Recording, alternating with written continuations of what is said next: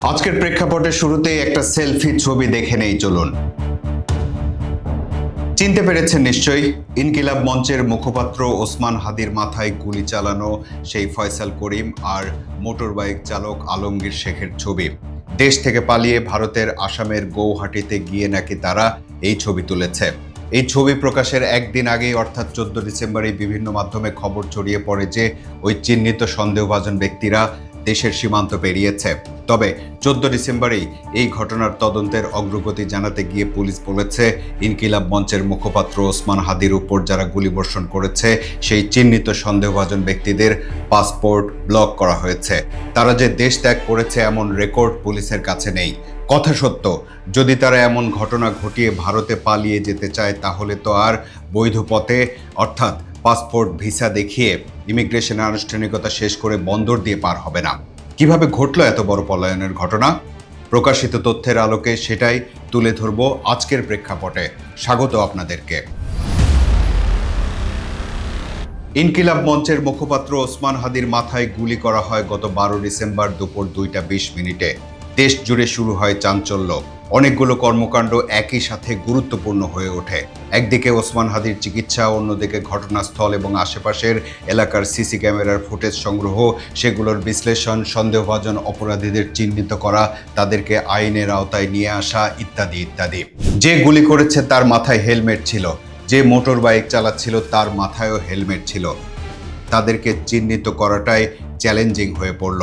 Police থেকে শুরু করে প্রযুক্তি বিশেষজ্ঞ যারা আছেন সবাই ওই ফুটেজের ফরেনসিক বিশ্লেষণ করতে শুরু করলেন। তারপর মাত্র 4 ঘন্টার ব্যবধানে সেই ডিজিটাল ফরেনসিকের একটি ফটো বিশ্লেষণ প্রকাশ করল দ্য ডিসেন্ট। সেখান থেকে বেরিয়ে এলো ভয়ঙ্কর সব তথ্য।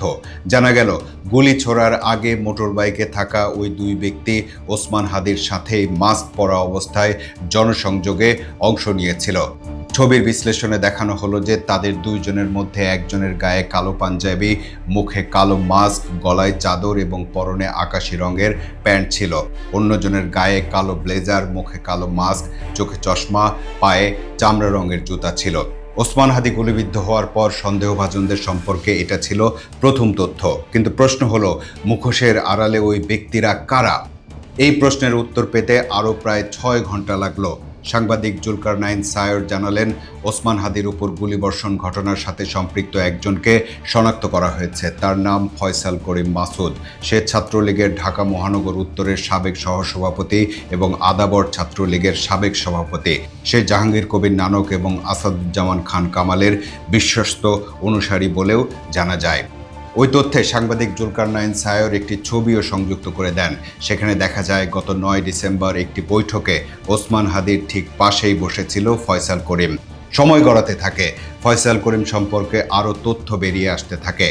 জানা যায় 2024 সালের নভেম্বরে রাজধানীর আদাবরে একটি স্কুলের কার্যালয়ে ঢুকে অস্ত্রের মুখে 17 লাখ টাকা লুটের ঘটনায় জড়িত অভিযোগে ফয়সাল করিম মাসুদ ওরফে দাউদ খানকে গ্রেপ্তার করেছিল র্যাব। এ সময় তার কাছ থেকে 2টি বিদেশি পিস্তল, 2টি ম্যাগাজিন, 5টি গুলি, 3টি মুঠোফোন ও 5,000 টাকা উদ্ধার করা হয়। তার বিরুদ্ধে অস্ত্র আইনে মামলা আছে, চাঁদাবাজির মামলা আছে। সে 2টা মামলায় জামিনে বের হয়েছে। অর্থ লুট আর অস্ত্রসহ গ্রেপ্তার হওয়ার পরও হাইকোর্ট থেকে জামিনে বেরিয়ে আসে ফয়সাল করিম।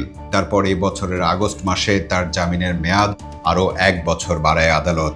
এর মধ্যে তার বিভিন্ন দেশ ভ্রমণের রেকর্ডও আছে। আমরা ফয়সালের পাসপোর্ট নাম্বারটা পেয়েছি। তার সর্বশেষ যে ট্রাভেল পাওয়া গেছে সেটা জুলাইয়ে সম্ভবত। সেটা থাইল্যান্ড থেকে সে আসছে, দেশে ইন করছে। এরপরে ইমিগ্রেশন ডাটাবেজে আর তার ডিপার্চারের কোনো তথ্য নেই। ওসমান হাদির উপর গুলি বর্ষণকারী সম্পর্কে একের পর এক এমন তথ্য বেরিয়ে আসতে থাকে। তথ্য আসছে, সময়ও গড়াচ্ছে। গুলি করে ফয়সাল করিমরা কোথায় গিয়েছিল? চ্যানেল 24-এর এক অনুসন্ধান বলছে তারা কিছুক্ষণের জন্য আগারগাঁওয়ে ফয়সাল করিমের বোনের বাড়িতে গিয়েছিল। তারপর ঢাকা থেকে তারা কোন পথ ধরেছিল সেটা নিশ্চয়ই আপনারা এরই মধ্যে জেনে গেছেন। যদি না জানেন তাহলে একটু পরই বলছি। গুলিবর্ষণকারীর পরিচয় আর তার কর্মকাণ্ড নিয়ে তুমুল হইচই চলছে তখন। একের পর এক নিউজ ব্রেক হচ্ছে, কিন্তু মোটর বাইক চালকের পরিচয় তখনও উদ্ঘাটিত হয়নি। 13 ডিসেম্বরও সারাদিন পেরিয়ে গেল। তারপর মাঝরাতে অনেক তথ্য প্রমাণ সহ ওই মোটর বাইক চালকের পরিচয় সামনে নিয়ে এলো দ্য ডিসেন্ট। তার নাম আলমগীর হোসেন, ফেসবুকে আলমগীর শেখ। গত 5 ডিসেম্বর রাজধানীর শিল্পকলা একাডেমি এলাকায় ওসমান হাদির নির্বাচনী প্রচারণায় আলমগীর হোসেন উপস্থিত ছিল। 14 ডিসেম্বর পুলিশও তার পরিচয় নিশ্চিত করে। এরা হলো ফয়সাল করিম মাসুদ আর আরেকজন ছিল মোহাম্মদ আলমগীর শেখ। অর্থাৎ এটা বলা যায় যে হত্যা পরিকল্পনা নিয়ে ফয়সাল করিম আর আলমগীর শেখ ছায়ার মতো ওসমান হাদির সাথে ছিল বেশ কিছুদিন আগে থেকেই। 12 ডিসেম্বর ওসমান হাদির উপর হামলা হলো, 13 ডিসেম্বরও চলে গেল।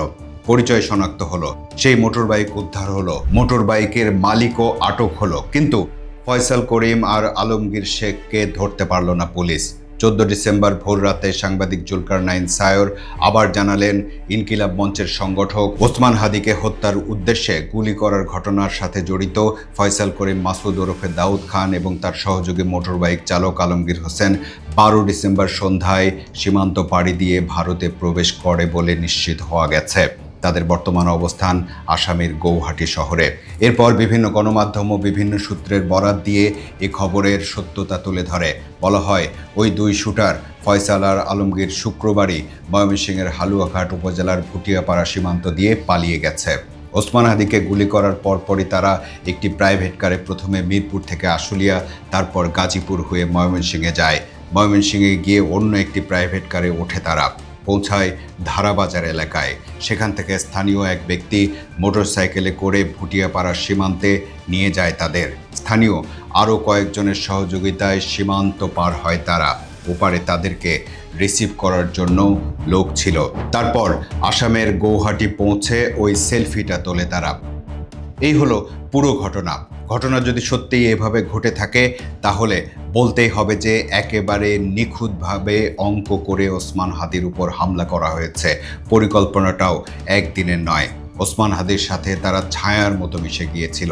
তার সব গতিবিধি সম্পর্কে ধারণা নিয়ে সঠিক দিন আর সঠিক সময়ের অপেক্ষায় ছিল। শুধু তাই নয়, এই ঘটনায় সারা দেশে যখন চাঞ্চল্য তৈরি হয়েছে, সবাই হতবাক হয়ে গেছে, তখন তারা অনেক দূরে চলে গেছে। এই যাত্রায় বিভিন্ন পয়েন্টে তাদের লোক সেট করা ছিল, এমনকি সীমান্ত পেরোনো মাত্র তাদেরকে রিসিভ করে নিরাপদ স্থানে নিয়ে যাওয়ার লোকও বসেছিল।